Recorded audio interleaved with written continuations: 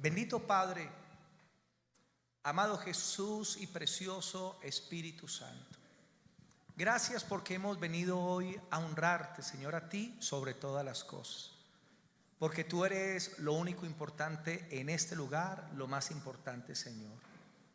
Hoy te pedimos, Padre, que por tu palabra hables a nuestros corazones y traigas descanso y refrigerio.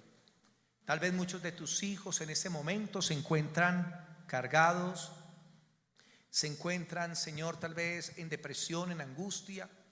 Están pasando, Señor, tal vez por una crisis económica, una crisis espiritual, familiar o emocional. Que hoy tu palabra traiga una respuesta para ellos, para que sean fortalecidos y edificados en Cristo Jesús. Amén y amén. Quiero saludar aquí a nuestro hermano Daniel y a su esposita. Qué bueno verlos por aquí. Han hecho mucha falta. Démosles un aplauso a Daniel y a su esposita. Un buen tiempo sin verlos. Y de verdad que uno ve a los hermanos que son de tanta bendición y se goza uno mucho en el corazón. Que Dios se bendiga. Amén. Hoy vamos a ver un tema titulado Dependiendo de Dios, el propósito de las pruebas. Dependiendo de Dios, el propósito de las pruebas. Quiero que nos vamos para Oseas capítulo 2, versículo 14. Libro de Oseas capítulo 2, el versículo 14. El libro de Oseas es la historia de la infidelidad de Israel para con Dios. Pero a pesar de su infidelidad, Dios permanece fiel. Y a causa de la maldad del corazón de Israel, Dios diseñó el desierto para llevar a su pueblo a ese lugar y poder hablar a su corazón.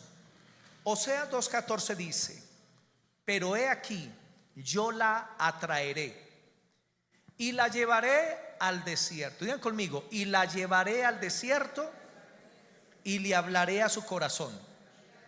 La llevaré al desierto y le hablaré a su corazón. Nosotros como hijos de Dios muchas veces estamos tan ocupados en tantos quehaceres, en tantas preocupaciones de esta vida, que muchas veces perdemos la mirada en el Señor. Perdemos la perspectiva de la vida cristiana. Porque Dios nos llama para que nos acerquemos a Él y le amemos y vivamos para Él. Pero a veces las ocupaciones de esta vida, a veces el estrés, a veces las cosas de este mundo nos alejan de la presencia de Dios. Y Dios dice que preparó un lugar especial para llevar a su pueblo, para llevar a su amada, para llevar a su iglesia. Y ese lugar es el desierto. Y un desierto es un lugar de mucho calor, es un lugar de arena. Hay serpientes, hay escorpiones, hay arañas. Es un lugar que no es fácil, no hay agua. Pero ese es el lugar que Dios preparó para su pueblo, para tratar con su pueblo y con su corazón, para poder hablar a su vida y se puedan dar los cambios que Él quiere. Y eso fue lo que Dios hizo con Israel, y es también lo que Dios hace con su iglesia y con cada uno de nosotros. El lugar de la voz de Dios es el desierto. La traeré, la llevaré al desierto y allí le hablaré a su corazón. Hoy vamos a estudiar Deuteronomio 8. Deuteronomio capítulo 8 del 1 al 20. Y vamos a aprender acerca del desierto por el cual cruzó Israel. Deuteronomio 8. Deuteronomio 8 es la narrativa de cuando los hijos de Israel salieron de Egipto. Dios los llevó al desierto y después de 40 años, la generación de 20 años para arriba había muerto. La generación que era menor de 20 años ya estaban entre 20 y 40 años y estaban ya al frente de la tierra prometida después de 40 años. Y Moisés le repite la ley. Deuteronomio significa la repetición de la ley. Dios nuevamente permite que su pueblo escuche su palabra antes de entrar a la tierra prometida. Pero Dios en el desierto trató con esa generación. les preparó su corazón para la bendición, para todas las cosas buenas que Dios tenía para ellos, y luego los introdujo. Deuteronomio capítulo 8 del 1 al 10. Cuidaréis de poner por obra todo mandamiento que yo os ordeno hoy, para que viváis y seáis multiplicados y entréis y poseáis la tierra que Jehová prometió con juramento a vuestros padres. Y te acordarás de todo el camino por donde te ha traído Jehová tu Dios estos 40 años en el desierto, para afligirte, para probarte, para saber lo que había en tu corazón, si habías de guardar o no sus mandamientos. Y te afligió y te hizo tener hambre y te sustentó con maná, comida que no conocías tú ni tus padres habían conocido, para hacerte saber que no solo de pan vivirá el hombre, mas de todo lo que sale de la boca de Jehová vivirá el hombre. Tu vestido nunca se envejeció sobre ti, ni el pie se te ha hinchado en esos 40 años. Reconoce asimismo en tu corazón que como castiga al hombre a su hijo, así Jehová tu Dios te castiga. Guardarás pues los mandamientos de Jehová tu Dios, andando en sus caminos y temiéndole, porque Jehová tu Dios te introduce en la buena tierra, tierra de arroyos, de aguas, de fuentes y de manantiales que brotan en vegas y montes, tierra de trigo y cebada, de vides, de higueras y granados, tierra de olivos, de aceite y de miel, tierra en la cual no comerás el pan con escasez, ni te faltará nada en ella, tierra cuyas piedras son hierro y de cuyos montes sacarás cobre, y comerás y te saciarás y bendecirás al Señor tu Dios por la buena tierra que te habrá dado. Cuídate de no olvidarte de Jehová tu Dios. Digan conmigo, cuídate de no olvidarte de Jehová tu Dios. En esa historia de Deuteronomio 8 encontramos al pastor de la iglesia más grande del mundo, a Moisés. Esta congregación tenía cerca de 3 millones de personas, pero el problema era que la mayoría de ellos eran rebeldes. Cada rato se levantaban contra Dios y contra Moisés. Un día quisieron hacer un becerro de oro para adorarlo y Dios decidió destruirlos, pero Moisés, como buen pastor, intercedió por Israel y Dios perdonó al pueblo. Piensen en un solo hombre pastoreando a casi 3 millones de personas, y personas que eran difíciles, hermano. Hoy en día encontramos muchos hermanos que no aguantan nada, no aguantan ni a sus propios hijos, no soportan a un hermano en la iglesia que de pronto les cae mal, y hay personas que por cualquier cosita se van de la iglesia para otra parte. Ay no, como el pastor hoy no me extendió la mano, me voy de la iglesia, me siento herido. Como la hermanita que estaba de ujier en la puerta, hoy me miró con cara de perro boxer bautizada en limón, no vuelvo a la iglesia. Y a veces los cristianos se pegan de cosas pequeñas, se pegan de bobadas para no volver a la iglesia o para irse para otra parte. Y hay cristianos que dicen, no, me voy para tal iglesia porque esa iglesia es perfecta. Pero ¿sabe qué pasa? Que cuando usted llegue allá, la dañó. La dañó. No existe iglesia perfecta, hermanos. Donde usted vaya va a encontrar problemas, hermanos que son difíciles y complicados, en toda parte. Cuando alguien va a una iglesia, primero ve todo paz y qué lindo, pero cuando ya comienza a congregarse se dan cuenta que son hermanos comunes y corrientes, llenos de fallas y de errores, y que nos debemos amar en el amor de Cristo. Así que yo te animo para que tengas el corazón de Moisés y aprendas a sobrellevar cualquier situación con otro hermano a través del amor de Dios. Por eso el apóstol Pablo dice, soportándonos los unos a los otros. ¿Por qué dice soportándonos? Porque hay personas que son difíciles. Hay personas que son, hermanos, como espinas en el costado, pero el Señor las pone ahí para pulir tu carácter, para tratarte. Tú dices, Señor, trátame, quítame de mí lo malo, y Dios te pone esas espinitas para tratar contigo. Cuando tú huyes de ese trato para otra iglesia, allá el Señor te va a colocar un retrato. Te aconsejo que aprendas a soportar, a amar a los hermanos, a tener paciencia, y así vas a crecer y a madurar y serás una persona de mucho amor. Moisés soportó a más de 2 millones de personas, y hay pastores que no pueden soportar ni a 20 ovejas. Y si no pueden soportar a 20 ovejas, ¿cómo Dios les va a dar 200, 500? Es imposible. Moisés soportó este pueblo y lo direccionó. Y asimismo nosotros como pastores, como líderes, debemos orar por la iglesia y por los hermanos, aunque sean rebeldes, aunque de vez en cuando se descachen. Debemos orar por ellos y pedir misericordia a Dios, porque ese es nuestro papel y nuestra función. Deuteronomio capítulo 8, el versículo 1.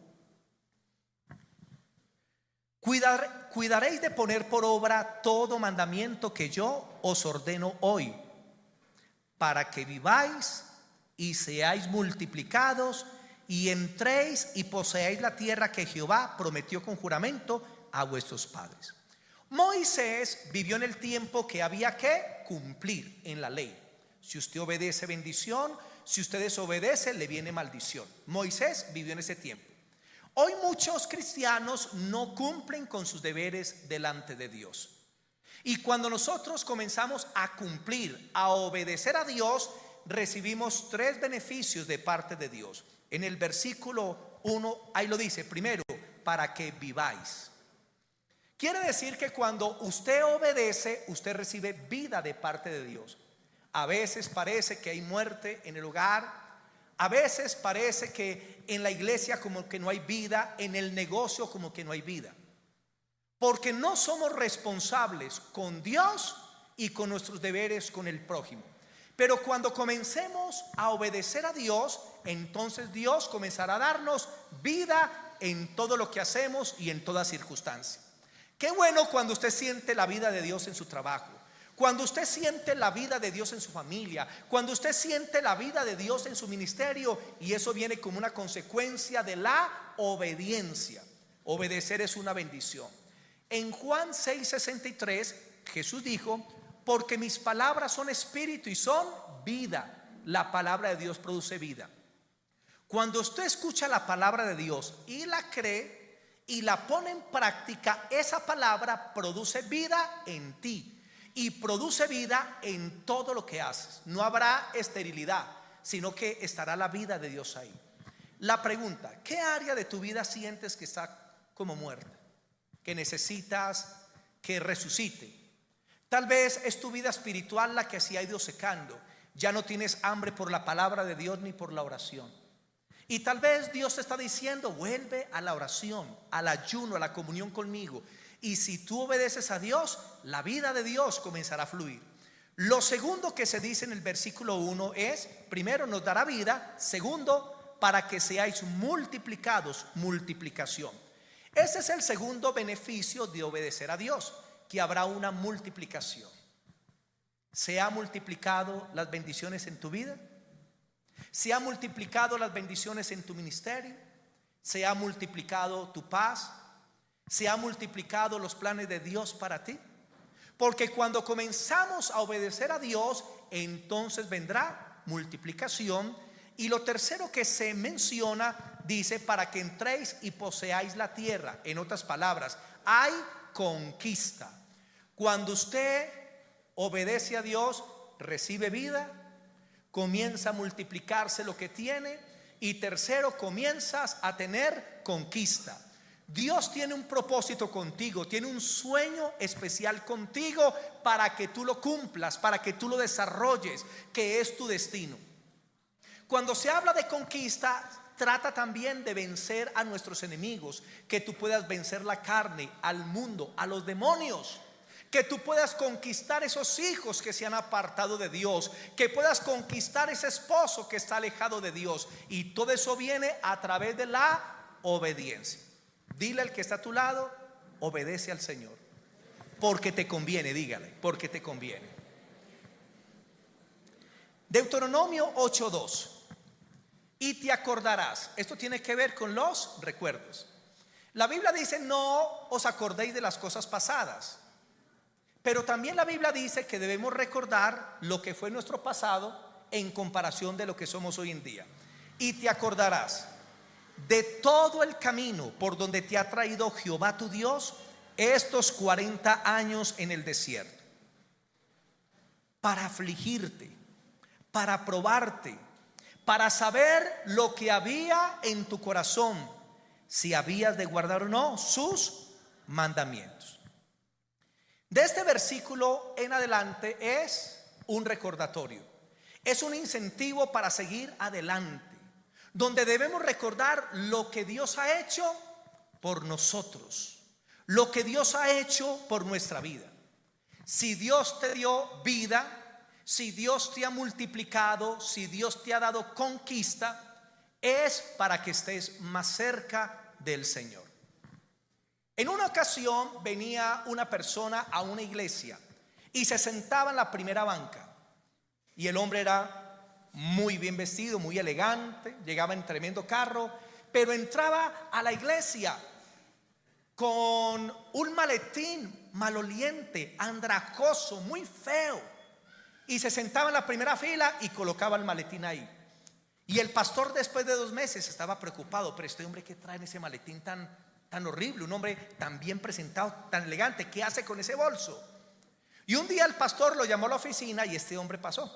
Y el pastor le dijo: quiero saber qué traes dentro de ese maletín. Tal vez hay algo que te inculpa de algo. Yo quiero saber. Y el hombre dijo: pastor, no te preocupes, te voy a mostrar qué hay dentro del maletín. Y cuando abrió, había una ropa sucia, maloliente, andrajosa. Y el pastor dijo: ¿qué es esto? ¿Por qué traes esto a la iglesia? Y él le dijo: pastor, lo que pasa es que yo cargo con este bolso y con esta ropa para que el día que yo piense que soy grande, que soy algo, o que todo lo he logrado por mi cuenta, simplemente abro el bolso y miro hacia adentro y me recuerdo del lugar de donde Dios me sacó. Y a veces nosotros necesitamos mirar hacia el pasado para ser agradecidos con Dios y poder decirle: Señor, gracias, porque recuerdo lo que era antes y en comparación de lo que soy ahora. Señor, gracias, papá, gracias, porque todo lo has hecho tú. Porque uno de los propósitos del desierto es la dependencia con el Señor. Y ahí dice que Dios te llevó en esos 40 años en un desierto, en un aprendizaje. Dios quiere llevar a su pueblo, a su iglesia y a cada hijo al desierto. Y yo te voy a asegurar algo: si todavía no has pasado en un desierto, más adelante lo vas a pasar. Porque los desiertos son necesarios. Los desiertos traen el descubrir de lo que hay en el corazón. En el versículo 2 hay una parte que se las quiero leer y dice: y te acordarás de todo el camino por donde te ha traído Jehová tu Dios estos 40 años en el desierto, para probarte, para afligirte y para saber lo que hay en tu corazón, o lo que había en tu corazón. El propósito del desierto es que salga a luz lo que hay dentro de ti. ¿Será que Dios no sabe lo que hay en nuestro corazón? Dios lo conoce todo. Jeremías dice: engañoso y perverso es el corazón más que todas las cosas. ¿Quién lo conocerá? Yo, el Señor, que pruebo la mente y el corazón. Dios nos conoce mejor que nosotros mismos. Dios ve lo bueno y lo malo. Dios ve la cualidad y el defecto. Pero muchas veces nosotros no podemos ver el defecto, no podemos ver lo malo que hay en nuestras vidas. Y entonces Dios nos introduce en un desierto, nos aflige, nos hace tener hambre para que salga a luz lo que hay en nuestro corazón y nosotros lo podamos ver. Porque a veces pensamos que somos muy buenos, a veces pensamos que no tenemos errores, que somos como diferentes a los demás, que tenemos más virtudes que otros. Pero cuando viene la prueba, cuando viene la dificultad, nos encontramos que de nuestro corazón brota odio, brota envidia, comenzamos a sentir celos de otra persona, comienzan a brotar esas cosas que no veíamos, pero que Dios sí ve. Y por eso dice: para saber lo que había en tu corazón. Por eso Dios a veces nos aflige, Por eso Dios a veces permite circunstancias y permite pruebas para que salga a luz lo que hay en el corazón. Y una vez tú puedas ver lo que hay en tu corazón, tú puedas ir al Señor con sinceridad y decirle: Señor, verdaderamente me falta mucho. Verdaderamente necesito más de ti. Necesito acercarme más a tu presencia. Señor, no sabía que tenía un corazón tan malo y tan dañado. Y cuando tú le entregas eso a Dios, el Señor te limpia, va transformando tu corazón y te prepara para entrar a la tierra prometida. Qué importante son las pruebas. Moisés pasó por un desierto de 40 años. Porque Moisés, cuando Dios lo llamó por primera vez, él estaba en el palacio real. Y él quiso libertar al pueblo por cuenta propia, en su ego y en su orgullo, y terminó matando a un egipcio. Y a Dios no le sirve la fuerza humana, a Dios no le sirve la valentía humana, a Dios no le sirve lo nuestro, a Dios le sirve solamente lo que viene de él. Y Dios tenía que debilitar a Moisés y lo llevó 40 años al desierto para romper esa estructura de orgullo que traía del palacio de Faraón. Y Dios lo trató de tal manera que Moisés, después de 40 años, se perdió él.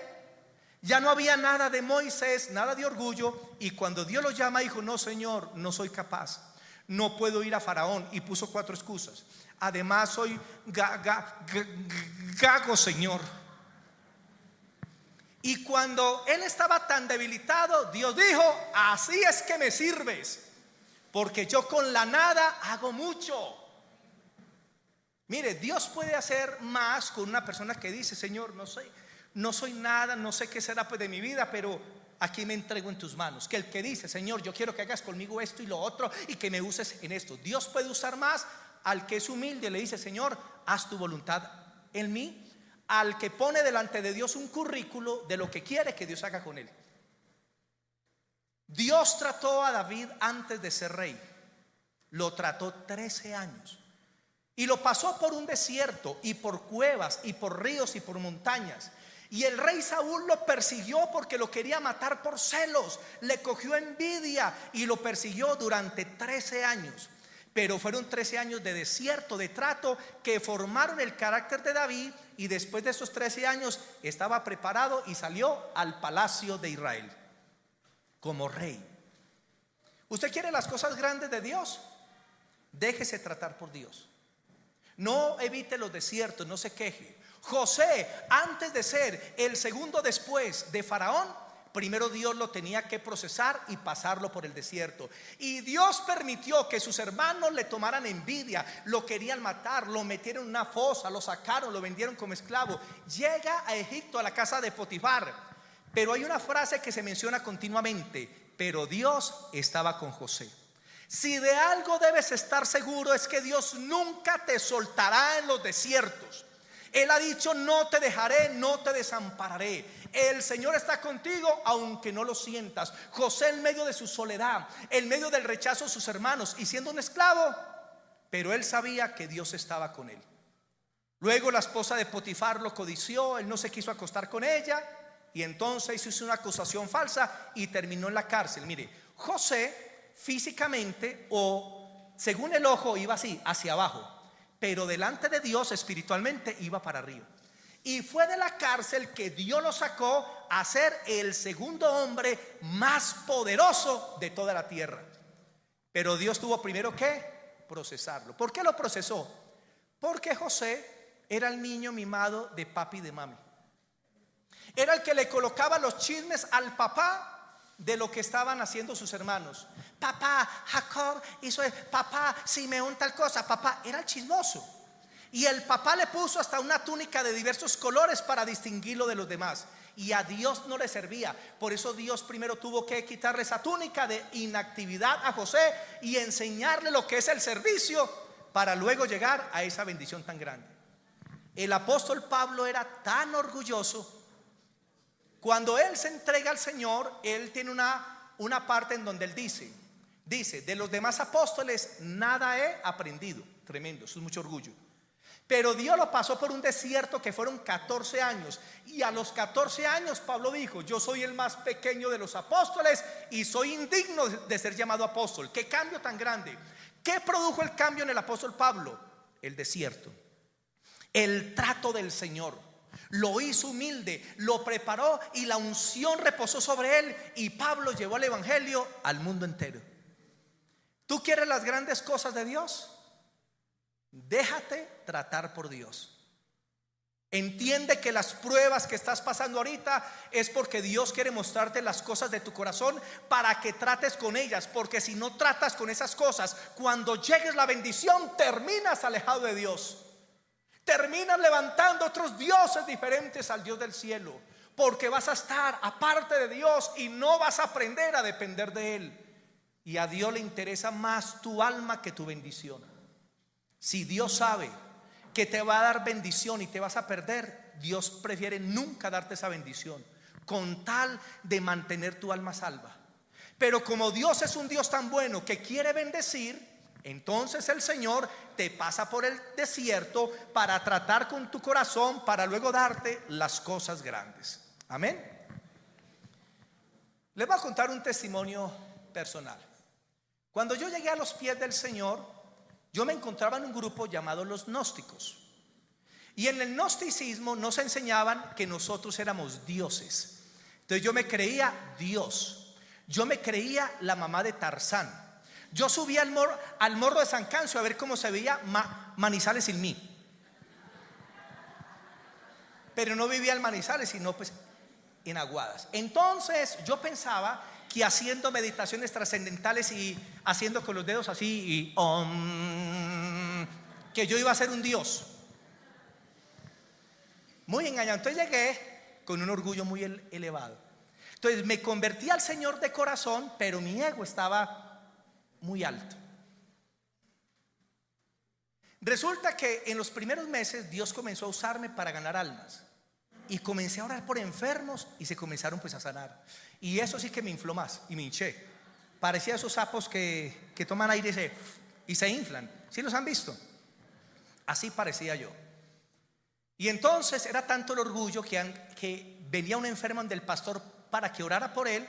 Y yo iba a decir, no, el pastor no, yo oraré por ti. Yo me volví argentino, yo no sabía que era de esa tierra.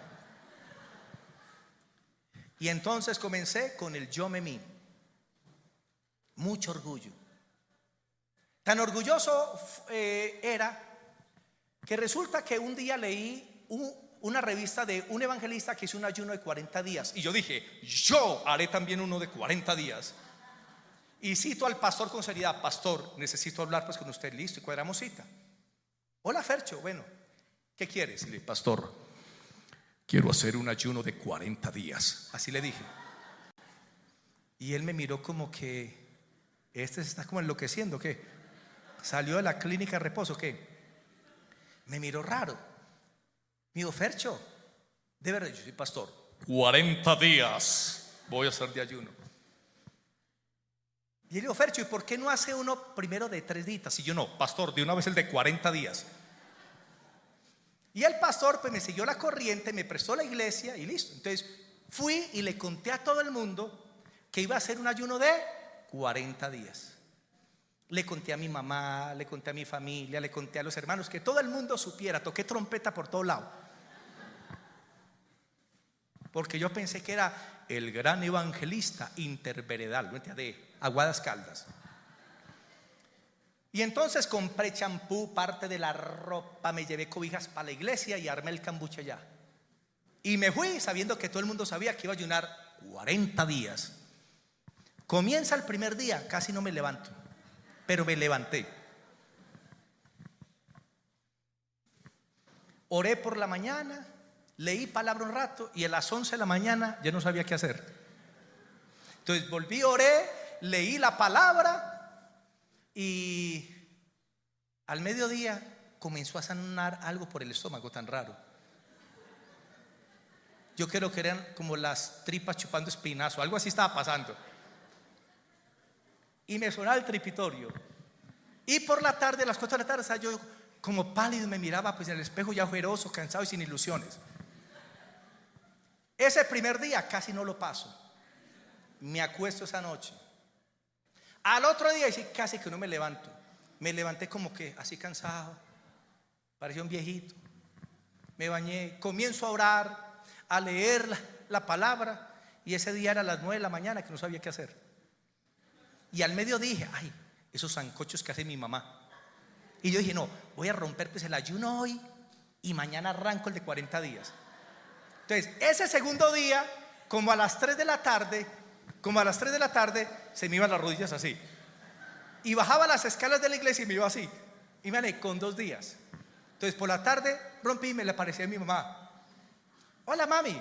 Que yo, pues, mi hijo, y no, pues que iba pues para 40. No, mamá, es desde mañana. ¿Qué hizo de almuerzo? Y me sirvió. Al otro día arranco, se repitió eso otros 2 días. Y luego se repitió otros 2 días y no pude pasar de 2 días. Y les digo, hasta el día de hoy nunca he ayunado más de 2 días. ¿Por qué? Porque lo que estaba haciendo era en mi propia fuerza. Estaba en la recarne. Y aun cuando hice esos ayunos de 2 días, en 2 días, cuando salgo de esos ayunos, yo salí inflado y yo pensé que era la mamá de Tarzán, en serio, salí así. Entonces yo ya miraba raro, caminaba raro, me movía raro. Me puse la Biblia debajo del brazo como un desodorante y comencé a caminar como con daño de estómago. Caminar así. En serio. Salí a la calle con la cabeza así y los hermanos me saludaban. Ferchito, ¿qué más? Y yo era un joven bien alegre antes. Y ahora entré en ese espíritu farisaico. Ferchito, ¿qué más? ¿Cómo va? Y yo alzaba ya la mano lentamente, hacía así. Pasa a vosotros. En serio, y la gente decía, ay, ¿a este qué le pasó? Y yo caminaba lento. Conclusión, para resumir, ¿cómo terminó todo? Toda la iglesia brava conmigo. Pues claro, toda la iglesia. Y Dios a los días comenzó a permitir que yo entrara en unos desiertos. Porque yo no podía ver mi orgullo. Yo me veía muy bien, espectacular, un semidios, mitad hombre y mitad Dios. Y Dios permite esos desiertos y comienza a quebrantarme. Y una de las cosas que Dios hizo es que me quitó su presencia, su unción por 6 meses. No les miento. Iba a orar por una gripa y la gripa se me pegaba a mí. Eso era horrible. No estaba esa presencia de Dios. Y comencé a pasar por una serie de quebrantamientos y de pruebas. Y comencé a ver mi orgullo. El Señor me lo refregaba en la cara. Y yo, Padre, ¿cómo así que soy tan orgulloso? Señor, qué terrible es mi corazón. Señor, perdóname. Y comencé a buscar a los hermanos y a pedirles perdón. Al pastor le pedí perdón. Y a todo el mundo. Yo dije, ¿cómo es que soy tan orgulloso y no lo había visto? Y después de 6 meses el Señor me devolvió su presencia. Y otra vez ya oraba, pero ya le daba la gloria a Dios. Cuando venían a que el pastor orara, yo ya no me metía. O sea, el desierto, el trato produce esas cosas en el corazón.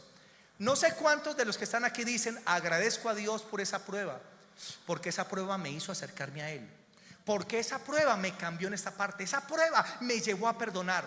Por lo tanto, los desiertos son una bendición. Las pruebas lo que hacen es poner el carácter de Cristo en nosotros.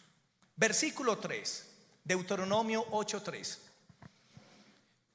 Y te afligió y te hizo tener hambre. Mire, hermanos, el desierto no es fácil, es complicado. Y te sustentó con maná, comida que no conocías tú ni tus padres habían conocido, para hacerte saber que no solo de pan vivirá el hombre, mas de todo lo que sale de la boca de Jehová, de eso vivirá el hombre. Y dice que Dios los llevó al desierto para afligirlos y les hizo tener hambre. Y ustedes saben que cuando uno tiene hambre, todo le sabe rico. Inclusive lo que a usted no le gusta, usted lo prueba, ay, tan rico. ¿Por qué? Porque tiene hambre. Y dice que Dios les hizo tener hambre y les sustentó con maná. ¿Cuál es el maná en el Nuevo Testamento? Es la palabra de Jehová. Lo sustentó en el desierto con su maná, lo sustentó con su palabra, y ese es el gran refrigerio. Cuando tú estés en un desierto, el Señor siempre te dará palabra. Y yo he hablado aquí con hermanos y hermanas que me han contado de sus pruebas, de sus tribulaciones, pero dicen, Pero el Señor me dio esta palabra, pastor. Pero el Señor me dio este versículo y yo le creí y Dios obró. En medio de la prueba Dios me habló esto a mi corazón. Job capítulo 8 versículos 5 al 7. Job capítulo 8 versículos del 5 al 7. 8 del 5 al 7.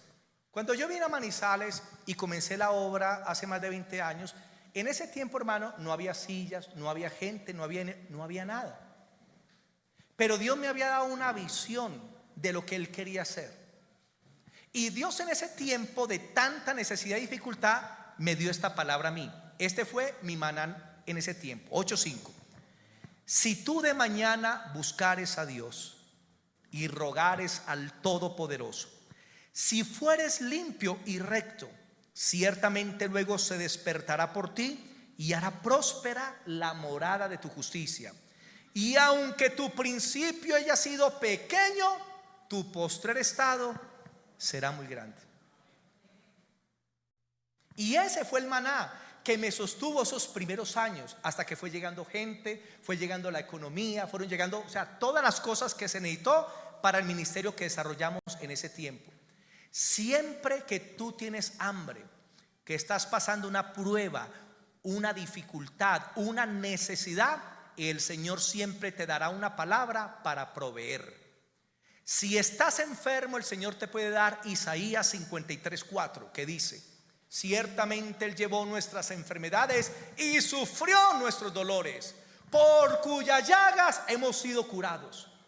Y tú estás con esa enfermedad, pero tienes ese maná, tienes esa palabra de Dios y te aferras a ella, y de repente ves como el Señor obra y va quitando esa enfermedad y te sana completamente.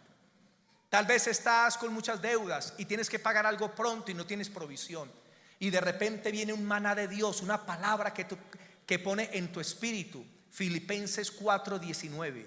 Mi Dios pues suplirá todo lo que nos falta conforme a sus riquezas en gloria en Cristo Jesús. Y llega esa palabra de Dios como el alimento para esa necesidad que tenemos en medio de la prueba. Por eso debes leer la palabra. Nuestro Señor Jesucristo pasó por el desierto 40 días y Dios le dio un maná, y Él vivía de ese maná. El diablo viene y le dice: si eres el Hijo de Dios, convierte estas piedras en pan. Y el Señor Jesucristo contestó: no solo de pan vivirá el hombre, sino de todo maná, de toda palabra que sale de la boca de Dios. Hermano, en la prueba, aférrate a la palabra de Dios. En la dificultad, come la palabra, deleítate en la palabra, estudia la palabra, deja que la palabra te fortalezca, porque a través de la palabra vas a vencer la prueba. La palabra de Dios, qué importante. Deuteronomio capítulo 8, el versículo 4. Volvamos a Deuteronomio 8:4. 8:4 dice: tu vestido nunca se envejeció sobre ti, ni el pie se te ha hinchado estos 40 años. Aunque estemos en el desierto, allí vamos a ver la provisión de Dios en el momento oportuno. Aunque estemos en el desierto, vamos a ver siempre la provisión y la manifestación de Dios. Por eso muchos dicen: un día no tenía nada para comer, abrí la nevera y encontré a las cucarachas en ayuno. Abrí la alacena y las ratas se están comiendo las uñas. Pero ese día clamé a Dios y por la tarde alguien tocó y me dejó una remesa. Alguien me llamó y me dijo: te consigné un dinero. Porque Dios en medio de la prueba siempre va a proveer y se va a manifestar en el momento oportuno. ¿A cuántos les ha pasado eso? Levanten la mano. ¿Cuántos Dios los ha bendecido en la prueba, en la dificultad, que Dios ha manifestado su gloria? Y eso es muy lindo. Yo les podría contar, hermano, tantos testimonios acerca de eso, y no que el tiempo no nos da. Versículos 5 y 6. Reconoce a sí mismo en tu corazón que como castiga al hombre a su hijo, así Jehová te castiga. O sea, si Dios nos ama, Él va a procurar quitar de nosotros lo malo. Como cuando usted ve a un hijito con una mala actitud y usted lo disciplina, usted lo trata, usted quiere que su hijo se aparte de esa necedad. Asimismo reconoce que en las pruebas Dios está apartando la necedad de nosotros. Versículo 6: guardarás pues los mandamientos de Jehová tu Dios, andando en sus caminos y temiéndole a él. O sea, Dios nos trata para que nosotros seamos obedientes a su palabra. La disciplina no es fácil. La disciplina a nosotros no nos gusta. No quisiéramos pasar por pruebas, pero son tan necesarias. Usted tal vez no quisiera disciplinar a su hijo, pero lo tiene que hacer para que su hijo camine correctamente. Lo mismo es Dios. Dios quisiera darnos todas sus bendiciones, pero Dios sabe que no lo puede hacer a menos que primero trate con nosotros, con nuestros corazones. Hermano, ¿qué es disciplina? Significa un tiempo de enseñanza. En la disciplina tú comienzas a conocer cosas que no conocías antes. Comienzas a conocer a Dios de una manera diferente, mucho mayor. En la disciplina te vuelves más obediente a la palabra de Dios, te vuelves más obediente al Espíritu Santo. En medio de la prueba de la disciplina de Dios, tú te das cuenta que tus pensamientos están muy alejados de los de Dios, que tus caminos son muy diferentes a los caminos de Dios. Y en la prueba el Señor te alinea con su propósito. El Señor te alinea con su voluntad. Deuteronomio 8, 7 al 10. Porque Jehová tu Dios te introduce en la buena tierra, tierra de arroyos, de aguas, de fuentes y de manantiales que brotan en vegas y montes, tierra de trigo y cebada, de vides, de higueras y granados, tierra de olivo, de aceite y de miel, tierra en la cual no comerás el pan con escasez, ni te faltará nada en ella, tierra cuyas piedras son hierro y de cuyos montes sacarás cobre. Y comerás y te saciarás y bendecirás a Jehová tu Dios por la buena tierra que te habrá dado. Esta es la característica de la bendición de Dios, una bendición completa, plena. Y dice que la bendición de Dios es parecida al jardín del Edén, una tierra buena donde todo es abundante. Pero primero está el desierto. Entiende, después de tu desierto está la bendición. Después de tu prueba está la gloria del Señor. Y esa bendición era con tierras, con vides, con bendiciones de todo tipo. Tierra que fluye leche y miel. Miel porque es tierra de frutos dulces. Y leche porque es tierra de ganado. Una tierra bendita por el Señor, así es su bendición. Dios sacó a Israel de Egipto. Lo llevó al desierto, ¿para qué? Para limpiarlo, para revelarse a ellos y enseñarles la obediencia para que luego la bendición no los destruya. ¿Sabían ustedes que a veces las bendiciones de Dios pueden destruir una persona? Que las bendiciones de Dios han hecho que muchos se aparten de Dios porque sus corazones no estaban preparados, porque no aprendieron a depender de Dios en el tiempo de la prueba. Cuidémonos, hermanos. ¿Tú quieres la bendición de Dios? En la prueba aprende a depender de Dios. Por eso Dios te bendice, pero obedeciendo sus mandamientos. Por eso dice: si obedeces mis mandamientos, te introduciré a una tierra que fluye leche y miel. Esos mandamientos representan dependencia de Dios, comunión con Dios, hacer lo que es la voluntad de Dios. Y cuando tú estés alineado, te viene toda la bendición en todas las áreas: física, material, espiritual, en tu familia, en tu ministerio, en tus negocios, en lo que haces, en lo que hablas. Vendrá toda la bendición de Dios completa. Hermanos, hay una cita en Malaquías donde dice que Dios volverá en maldición las bendiciones. Es increíble que alguien pueda tener bendición y esa bendición se le convierta en una maldición. Por eso lo más importante es la comunión con Dios. No busques la bendición, busca al que bendice.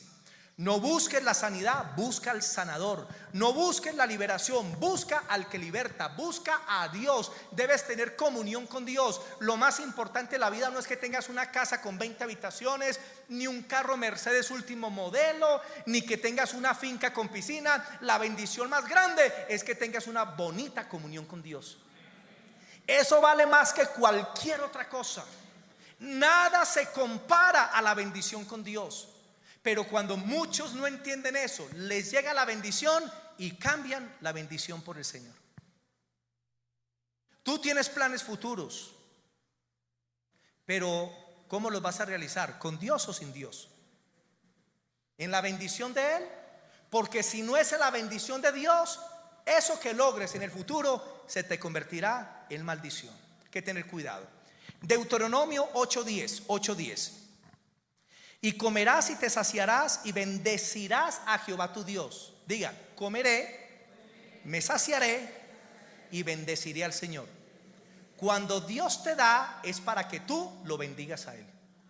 Pero muchos, cuando Dios les da, se olvidan de bendecir al Señor, de darle en gloria, de congregarse, de ir a la palabra, de buscar la oración. Porque muchas personas les gusta buscar las manos de Dios, o sea, los beneficios, lo que Dios da. Pero a muy poquito les interesa buscar el rostro de Dios, lo que Dios es. La Biblia dice que Dios a Moisés le mostró sus caminos, pero a los hijos de Israel sus obras. Ellos querían obras, Dios les dio obras, pero a Moisés se le reveló personalmente. Hermano, que nuestro corazón esté centrado en el Señor, no en sus bendiciones. Y si Dios te bendice en cualquier cosa, ámalo, bendícelo, exáltalo, glorifícalo en todos sus caminos, y siempre estará la bendición de Dios sobre tu vida. Deuteronomio 8:11. Cuídate de no olvidarte de Jehová tu Dios. Mira que está a tu lado y dile esa frase. Dile, cuídate de no olvidarte de Jehová tu Dios, para cumplir sus mandamientos, sus decretos y estatutos que yo te ordeno hoy. Cuando prosperes físicamente, en tu hogar, cuando prosperes en tu ministerio, en cualquier área, no te olvides de bendecir a Dios. No te olvides de estar cerca del Señor. Ya no es el tiempo para estar prendido de la mano de Dios. Ese es el tiempo para estar abrazado al Señor, unido a Él, siendo uno solo con el Señor Jesucristo. Necesitamos bendecir al Señor. Algunos dicen, ay, esa persona llegó al poder y como cambió. Ay, esa persona se consiguió una plata y que cambio el que tuvo. Mire, el dinero, la fama y el poder no cambian a las personas. ¿Qué es lo que hace la fama, el poder y el dinero? Lo que hacen es que salga a luz lo que hay en el corazón de las personas. O sea, sale a luz lo que está allá. Entonces, alguien llega para que voten por él para un cargo público, y llega al cargo público y ya no saluda a nadie, se vuelve orgulloso. Y la gente, ay, como cambió, no, así era. Sino que con poder, fama y plata salió a luz lo que verdaderamente estaba en su corazón. ¿Quiere saber usted cómo es una persona? Dele poder. ¿Quiere saber usted cómo es una persona? Dele plata. ¿Quiere usted saber cómo es una persona? Dele fama. Y va a salir lo que verdaderamente es en el corazón. Por eso hay personas que son humildes cuando no tienen nada y consiguen cualquier cosa y que cambie. Se consiguen un Renault 4 y se creen Michael Schumacher y ya cambian con un carrito. No, en serio, hay personas así. Su corazón se manifiesta de esa manera. Hermanos, no nos olvidemos del Señor. Les voy a contar un testimonio de una personita en Cartago Valle, que era un hombre como oficial de obra, constructor. Bueno, no sé bien pues cómo se le llamará, o ingeniero. Resulta que él llegó a la iglesia en Cartago Valle en una situación muy triste, en una escasez, no había trabajo. En ese tiempo había sucedido el terremoto de Armenia y estaban comenzando a construir barrios. Y el hombre en una situación muy triste. Y dije algo que pocas veces he hecho. Vino una palabra del Señor y le dije: hermano, esta semana o el día lunes, yo le dije, va a llegar la mayor bendición que tú has tenido en tu vida, así te dice el Señor. Eso fue todo. Me llamó el día martes y me dijo: pastor, me resultó tremendo trabajo. Me contrataron para construir unos barrios en Armenia. Si tiene gente para trabajar, pastor, con mucho gusto. Y yo, ¿qué le dije? Pues al hermano, le dije: hermano, cuídate de no olvidarte del Señor tu Dios. No te olvides que la prueba por la que has pasado es para que tú busques al Señor y te acerques a Él. No, pastor, no me apartaré. Entonces se fue para Armenia, comenzó a trabajar, vino el primer domingo a la iglesia.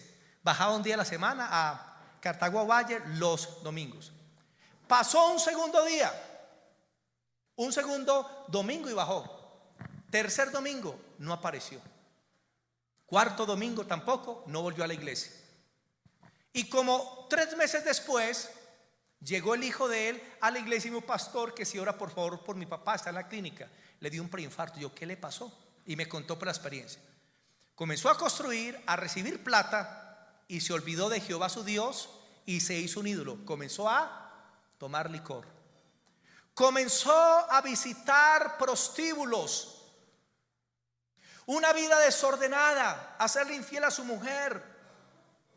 Se olvidó de Jehová Dios y la bendición se le convirtió en una maldición. Un día le pagaron el sueldo de todos los empleados y lo atracaron. Los trabajadores pensaron que él se lo robó y lo estaban buscando para lincharlo, y fue tanta la presión que fue donde le dio el preinfarto y estaba en la clínica. ¿Y por qué le vino todo eso? Porque se olvidó del Señor su Dios, que le había dado la bendición. Ya puedes entender, mi hermano, por qué el Señor te tiene que pasar por el desierto, por qué Dios te tiene que probar, por qué el Señor, mi hermanito, tiene que hacer primero un trato en tu corazón antes de que la bendición llegue. Hay que tener cuidado con nuestros corazones. Deuteronomio capítulo 8, 12 al 14. 8, 12 al 14, 5 minuticos y terminamos. 12 al 14. Y dice: no suceda que comas y te sacies y edifiques buenas casas en que habites, y tus vacas y tus ovejas se aumenten, y la plata y el oro se te multipliquen, y todo lo que tuvieres aumente, y se enorgullezca tu corazón, y te olvides de Jehová tu Dios, que te sacó de la tierra de Egipto, de casa de servidumbre. Se repite: no dejes que el orgullo entre a tu corazón y te apartes del Señor tu Dios, que te sacó del mundo, de la tierra de Egipto, que te hizo caminar por un desierto grande y espantoso, lleno de serpientes ardientes, de escorpiones, de sed, donde no había agua, y Él te sacó agua de la roca pedernal, que te sustentó con maná en el desierto, comida que tus padres no habían conocido, afligiéndote y probándote, para la postre hacerte bien. Digan conmigo: para la postre hacerte bien. Por eso es necesario el hambre, la aflicción en la prueba, porque Dios te va a sustentar. Pero ¿por qué Dios lo hace? Porque a la postre te va a bendecir. La prueba que tienes en este momento te está preparando para tu gran bendición. En este momento no sé en qué te encuentras, qué necesidad, qué estás atravesando, pero esa prueba te está mostrando que tienes un destino de bendición, que la bendición de Dios viene en camino. Pero cuando llegue la bendición, no te olvides de la prueba por la que tuviste que pasar. No te olvides que esa prueba trató tu corazón para que pudieras mantener la bendición del Señor en tu vida. El que nunca ha tenido y llega a tener, loco se quiere volver. De verdad. Hay bendiciones grandes que Dios quiere traer. La gloria de Dios se quiere manifestar de muchas formas. Pero no olvides por donde el Señor te ha pasado. No te olvides de tus amigos, de tus hermanos cuando vas para arriba, porque los vas a necesitar cuando vayas para abajo. Porque la ley de la gravedad dice que todo lo que sube luego tiene que caer. Entonces tenga cuidado. La única forma de mantenerse arriba es en Dios, es en la comunión con Él, es en la búsqueda de su presencia. Hay pastores que cuando tenían 10 ovejas eran humildes, saludaban a todo el mundo, eran como políticos, saluden a todo el mundo, te invito a la iglesia, te espero por allá, ven acá. Pero cuando crecen y tienen muchas ovejas, 500, 800, 1000, 2000, se les sube el ego y muchas veces ya no saludan a otros pastores. Se creen la Coca-Cola, la última Coca-Cola del desierto, y comienzan a andar en orgullo y prepotencia. Y muchas veces el Señor tiene que bajarlos de ese pedestal. Yo siempre he dicho que para todo sapo que se hinche, Dios tiene un alfiler. Y cuando dicen ya, el Señor y lo desinfla. Dios tiene un alfiler para cada uno de nosotros si nos inflamos. Deuteronomio 8, versículo 17-18. Y no digas en tu corazón, mi poder y mi fuerza me han traído esta riqueza. Hermano, no eres tú, es Dios. Es Dios. No es tu sabiduría. No es los negocios que tú has hecho lo que te han dado las riquezas. Es Dios el que te ha dado la bendición. Si tienes un bonito hogar, hermano, es por Dios. Si tienes un negocio próspero, es Dios, no eres tú. Y ahí donde debemos tener, hermano, cuidado y sabiduría. El orgullo, la independencia es el inicio de la caída. Proverbios 16-18. Proverbios 16-18 dice lo siguiente. 16-18. Antes del quebrantamiento es la soberbia. Cuando usted ve a una persona con soberbia, le viene quebrantamiento. Antes del quebrantamiento la soberbia, y antes de la caída la altivez de espíritu. Y antes de la caída, ¿qué viene? La altivez de espíritu. Hermano, no al orgullo, ni a la arrogancia, ni a la prepotencia. Proverbios 18-19, perdón, Deuteronomio 8-19. 8:19 dice: mas si llegares a olvidarte de Jehová tu Dios y anduvieres en pos de dioses ajenos y les sirvieres a ellos y te inclinares, yo lo afirmo hoy contra vosotros que de cierto pereceréis. Se repite por tercera vez: si te olvidas de Jehová tu Dios. ¿Qué se nos asegura? Que en medio de la bendición seremos destruidos. Eso es lo que dice. Si hacemos dioses ajenos, y hay gente que le llega la bendición y hacen dioses ajenos, el sexo ilícito, hacen dioses ajenos, negocios torcidos, hacen dioses ajenos, comienzan a hacer lo que Dios no quiere que hagan. Y el primer ídolo es la carne, el yo, el ego. Hacen de sus bienes, de su plata, de lo que tienen, su propio Dios.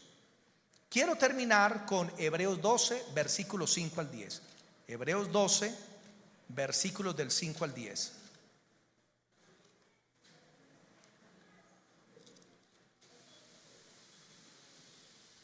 Hebreos 12, del 5 al 10. Y habéis ya olvidado la exhortación que como a hijos se os dirige diciendo: hijo mío, no menosprecies la disciplina del Señor, ni desmayes cuando eres reprendido por Él, porque el Señor al que ama disciplina y azota a todo aquel que recibe por hijo. Si soportáis la disciplina, Dios os trata como a hijos. Porque ¿qué hijo es aquel a quien el Padre no disciplina? Pero si se os deja sin disciplina, de la cual todos han sido participantes, entonces sois bastardos y no hijos. Por otra parte, tuvimos a nuestros padres terrenales que nos disciplinaban y los venerábamos. ¿Por qué no obedeceremos mucho mejor al Padre de los espíritus, o sea Dios, y viviremos? Y aquellos ciertamente por pocos días nos disciplinaban como a ellos les parecía, pero Dios nos disciplina para lo que nos es provechoso, para que participemos de su santidad. Hermanos, el autor de Hebreos dice: no menosprecien la disciplina del Señor y no se desalienten cuando estén pasando por una prueba, una dificultad. No se desalienten, porque si el Padre los está disciplinando es porque los ama, porque el Padre que ama a sus hijos lo corrige, lo disciplina.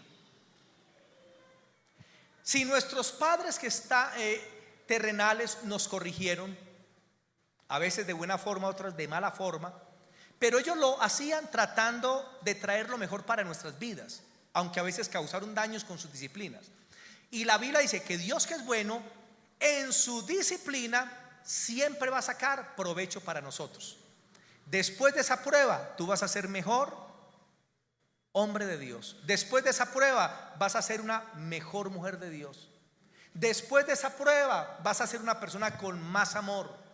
Después de esa prueba la bendición de Dios comenzará a venir a ti en todas las áreas. Y dice que el propósito de la prueba es que participemos de su santidad. En otras palabras, que seas como Cristo. Así que dejémonos moldear por Dios. Dejémonos tratar y que podamos decir como David: examíname, oh Dios, y conoce mi corazón. Pruébame y ve si hay en mí camino de perversidad, y guíame en el camino eterno. Amén. Vamos a estar sobre nuestros pies. Vamos a orar.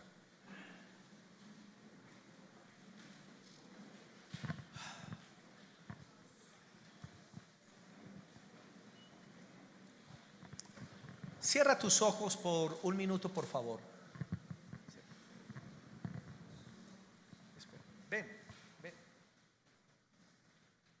Sino que el pastor Jairo dijo que no iban a participar de eso. Es para que sepa, para que le digan al pastor Jairo, me igual, que no íbamos a participar. Listo.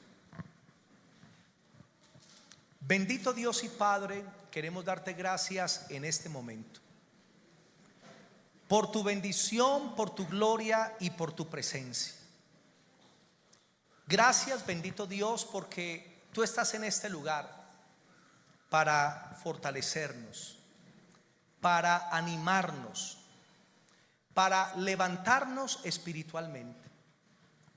Sabemos, Señor, que como a hijos tú estás tratando con nuestras vidas, porque sabes que en nuestros corazones hay cosas, Señor, que no son buenas y que a futuro nos van a dañar. Por eso, Señor, tú estás permitiendo las pruebas, las dificultades y las necesidades, para que salga a luz de nuestros corazones lo que no es bueno, lo que no te agrada, Señor, para que en humildad podamos venir delante de ti reconociendo que no somos nada, reconociendo que necesitamos tu gloria, tu gracia, tu presencia, reconociendo, Señor, que te necesitamos a ti cada día. Perdona, Señor, nuestro orgullo, nuestra arrogancia. Perdona, Señor, aquellas cosas que están en nuestra mente y nuestro corazón que van en contra de tu palabra. Perdónanos, Señor, porque verdaderamente no hemos hecho tu voluntad y necesitamos que tú nos disciplines. Padre, quita de nuestros corazones lo que no te agrada. Saca de nosotros lo que es sedimento. Quita de nosotros lo que a futuro nos va a destruir.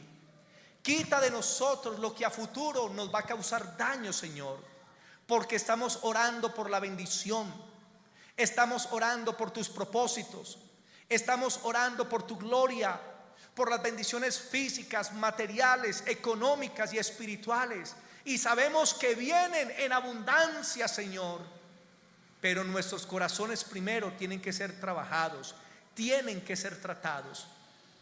Te pedimos, Señor, que no nos vayas a dar algo que nos pueda dañar si no estamos preparados. Tal vez si alguien está orando por una esposa para un matrimonio, pero su corazón no está preparado, primero trátalo, Señor, antes que llegue esa mujer a su vida. Tal vez algunos están orando por un negocio, pero su corazón todavía no está libre.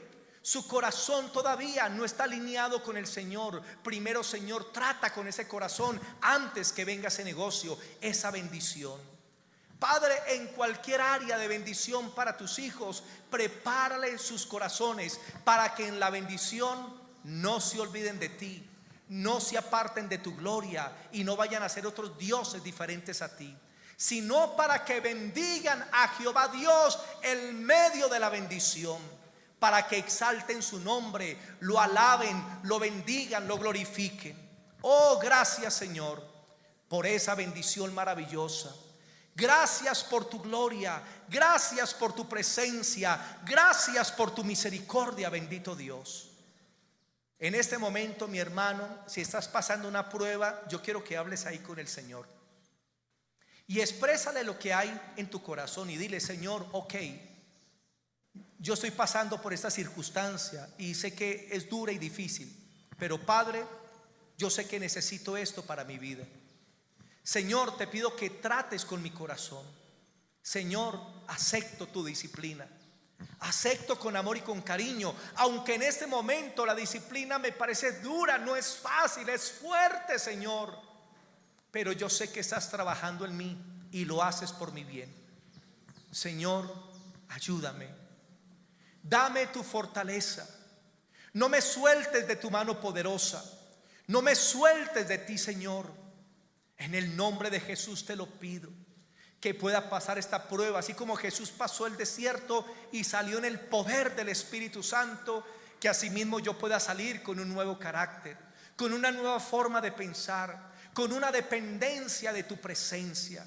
Oh Señor, gracias, porque tú me has examinado y conocido. Tú conoces mi sentarme y mi levantarme. Tú conoces mi corazón más que yo mismo. Y por eso, Señor, permito que como un buen cirujano extraiga de mi vida lo que daña, lo que corrompe, lo que no es bueno. Gracias, Señor, por la prueba. Gracias, Señor, por el desierto.